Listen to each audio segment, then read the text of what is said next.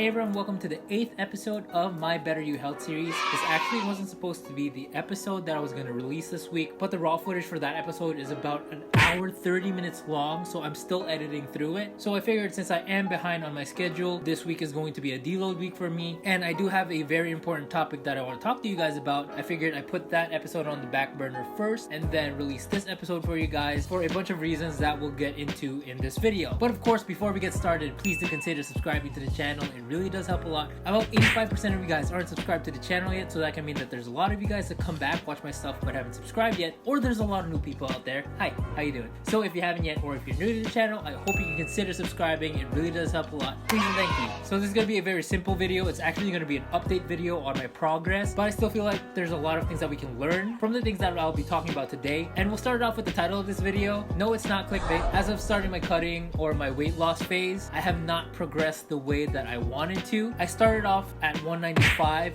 and for the past 2 weeks I've still been hovering about 195, even sometimes going up to 197. So instead of losing weight, I'm actually gaining weight. I've been consistent with my workouts, which I've been talking about in a bit. I haven't been consistent with my diet, but I can say confidently that about 70% of the time I am doing my best to adhere to the diet plan that I've set for myself. And personally, I still do believe that that is the right amount of food that I should be intaking for this initial phase. But I mean, if you've been more or less consistent with your diet and your exercise, but you haven't been losing at least 1 to 2 pounds a week, how can you say that this plan that you set for yourself is the right one for you? Which brings me to the other main topic that I want to talk about today, which is what happens when you hit a wall in your progress. And there are 4 main things that I want to touch on: deloading, stress levels, cardio, and once again, the diet. Alright, first let's jump into the easiest one, which is deloading. As you guys know, I already made a full video on taking breaks and explaining the importance of deloading. So if you guys want to learn more about that, definitely check out that video. But just for the sake of this video, as I mentioned, I am on my deload week this week. That's one factor to why I feel like I haven't been progressing as well as I should have. I did hit my PRs right before I started my weight loss phase, so that could be one of the reasons why I wasn't seeing progress after the first week. Just for your information, I've been in the diet phase for just about 2 weeks now. So again, you need to deload from your exercises. You need to ease your foot off the accelerator or the gas pedal of your body to give your body time to recover from the inflammation that's been building up for the past few weeks. So that's one reason why I feel like I haven't been progressing as much as I wanted to, which also leads again to the second point that I wanted to talk about today, which was stress. To be honest with you guys, aside from the fact that I did hit my PRs just a few weeks ago, so that's one big stress on my body, the whole month of July has been a very productive month for me, not only for work, but for my YouTube channel, for my personal things. And I've noticed for the past few weeks that not only physically, but also mentally, sometimes emotionally, it has been hard for me to step on the accelerator or the gas pedal and actually progress forward as much as I want. So like I mentioned in my flow state video, maybe I'm pushing myself over the boundary of me being in the flow state, that I'm actually not progressing as much as I could if I eased off the gas pedal and gave myself time to recover and take a break. Which is why again, I decided to release this video instead of the original one that I recorded. That's an hour and 30 minutes of raw footage that I still need to edit and go through. It's just that me making this simpler video gives me the opportunity again to kind of slow down and catch my breath. And if it hasn't been evident to you guys yet,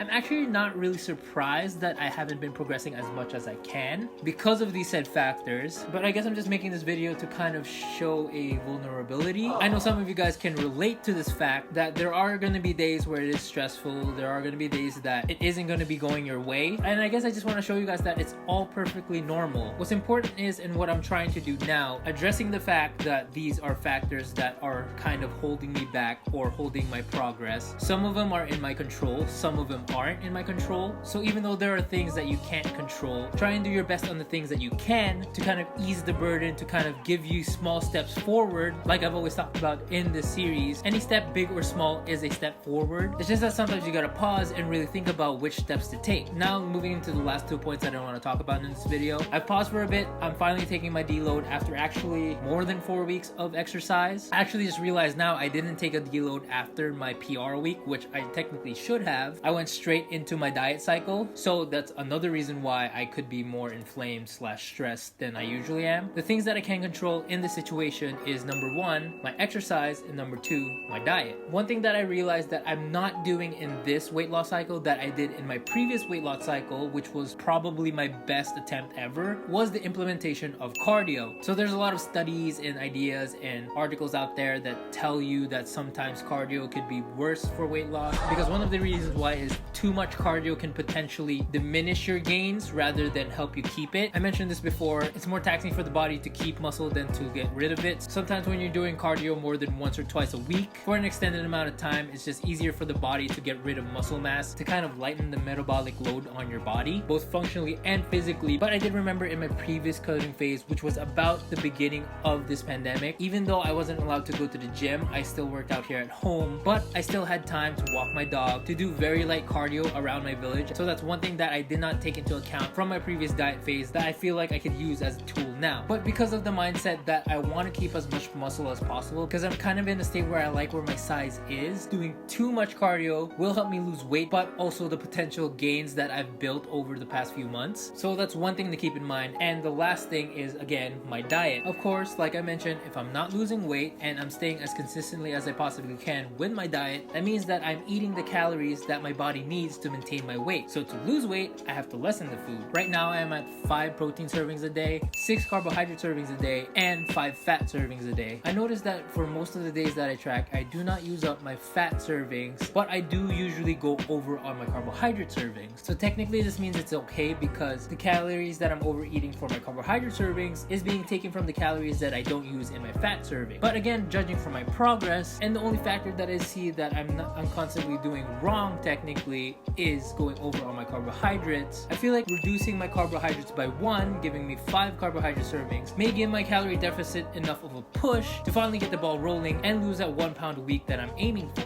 So technically I could do both. I can increase my exercise by adding cardio and increase my calorie deficit by reducing the amount of calories I'm eating. But I don't want to rush into things because once again, like I mentioned, it's only the second week. I'm really not panicking just yet because of the fact that I'm maintaining my weight of 195. Sure, on the days where I kind of spike up to 197, I kind of have this feeling of, oh no, I think I'm doing something wrong. But usually after 1 or 2 days, I jump back down to 195, which once again, it just could have been external factors such as stress, excess inflammation, excess water weight, excess bloating. So I'm actually choosing to increase my exercise by adding 1 to 2 cardio sessions a week. This will either be me jump roping for 20 minutes, or I could go back to what I usually do, which is just walk around the village for about 3 kilometers. I could usually hit that between 20 and 30 minutes. And I personally feel like that should be enough for me to start seeing that 1 to 2 pound weight loss that I've been aiming for. And like I mentioned before, I love food, I love eating. Food is usually the last thing that I mess with when it comes to hitting walls and plateaus. As much as possible, I want to eat as much as I can, and doing a little bit of extra exercise to do so is good enough for me. Like I always mention, it's always about personal preference, it's always about specificity. So maybe some of you guys are in the same state as I am. Maybe you guys have had a stressful week, a stressful month. Maybe you guys aren't progressing as much as you think you should. Like me, for example, even though my thoughts and my anxieties and my stress has probably gotten the better of me, which is why I thought of making this video, taking the time to pause and regroup and see what I can change honestly has helped me a lot, even just from making this video, because now I can see the path that I want to take, the steps that I need to get there, and now I'm giving myself time to regroup physically, mentally, emotionally, so I can go back to working towards a better version of myself. So for this week's homework, assess yourself, pause, take a break, check yourself physically, mentally, emotionally. Am I working too hard? How do I feel? Am I too stressed? Are my emotions getting the better of me? What's my mental state? Is it getting harder to grind through my work, my exercises, my daily routine? Look at all the factors that may be affecting how you're feeling. Maybe there are some factors that you can't control. Some might be environmental, something might be going on around you, maybe at work, at home. Try and recognize the pattern and the habit that's bringing you towards this emotional or mental state. Look at the things that you can change and start planning and taking the steps towards that change to help you become a better you. And that is it for this week's episode. I'll be honest with you guys, I have been pretty scatterbrained, not only during this video, but about everything else. Maybe even a little bit anxious, but honestly, say I feel a lot better now that I was able to put things out there, kind of look at all the different pieces and start fitting them to where they belong to kind of help me progress forward. What do you guys think of this episode? Maybe you guys are in the same state as I am. Maybe you guys have some suggestions, some comments, not only for me but for the other people watching out there that might be in the same situation as I am. Leave it in the comments down below. I love conversing with you guys there. Follow me on Instagram at @albperalta. I'm a bit more personal there. I post stories almost every day, and I post when I have a new video coming out here on my YouTube channel, so that's one way to get notified. Other than, of course, subscribing to the channel, guys. It really does help a lot. Leave a like on this video if you like it. That's what the like button is for. And check out my other videos on this channel. I have more episodes of my Better You Health series. I have my sneaker reviews. I have my Pokemon card unboxing videos, travel vlogs, personal vlogs, gaming videos, anything and everything in between will be on this channel. And that is it for this video. I hope you guys enjoyed it. Thank you all for watching, and I'll see you guys when I see you.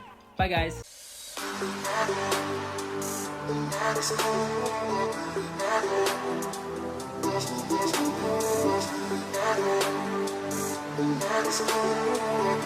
Never